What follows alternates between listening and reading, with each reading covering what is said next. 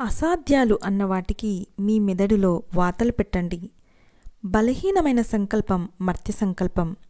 పరీక్షలు, వైఫల్యము దాన్ని ఖండించగానే అమేయుడైన భగవంతుడి విద్యుత్పాదక యంత్రం నుంచి అది దాని సంబంధాన్ని పోగొట్టుకుంటుంది.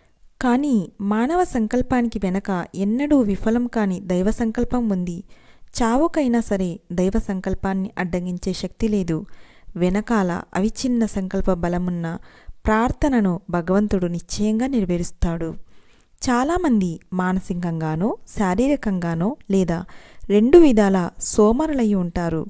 వాళ్ళు ప్రార్థన చేద్దామనుకున్నప్పుడు దాని బదులు నిద్రను గురించి ఆలోచిస్తారు.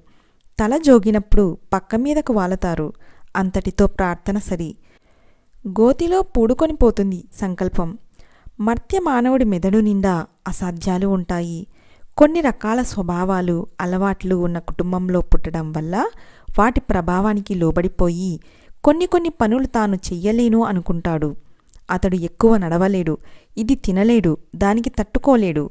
ఆ అసాధ్యాలకు వాత పెట్టాలి. మీరు కోరిన ప్రతిదాన్ని సాధించే శక్తి మీలో ఉంది. ఆ శక్తి సంకల్పంలో ఉంటుంది. సంకల్పశక్తిని పెంపొందించుకోదలిచిన వాడు మంచి సాంగత్యంలో ఉండాలి.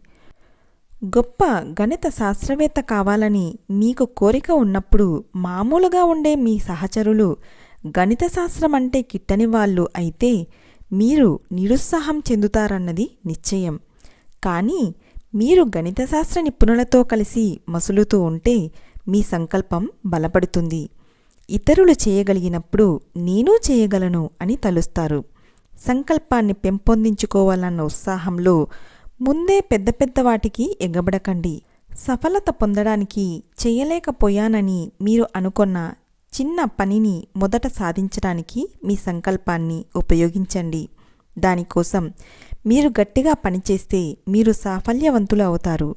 నేను ఎన్నటికీ సాధించలేనని నా స్నేహితులు, ఎంతోమంది ఇతరులు అన్న లక్ష్యాలన్నీ నాకు గుర్తున్నాయి, కానీ సాధించాను. అలాంటి మేలు కోరేవాళ్ళు చాలా హాని చేస్తారు.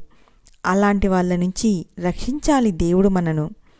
సంకల్పం మీద సాంగత్యానికి గొప్ప ప్రభావం ఉంటుంది. ఇక్కడికి రావడానికి మారుగా మీరు ప్రతి గురువారం నాడు తాగుడు పార్టీకి వెళ్ళి ఉంటే ఆ లౌకిక స్పందన ప్రభావంలో కొంత మీరు అలవర్చుకోకుండా ఉండలేరు.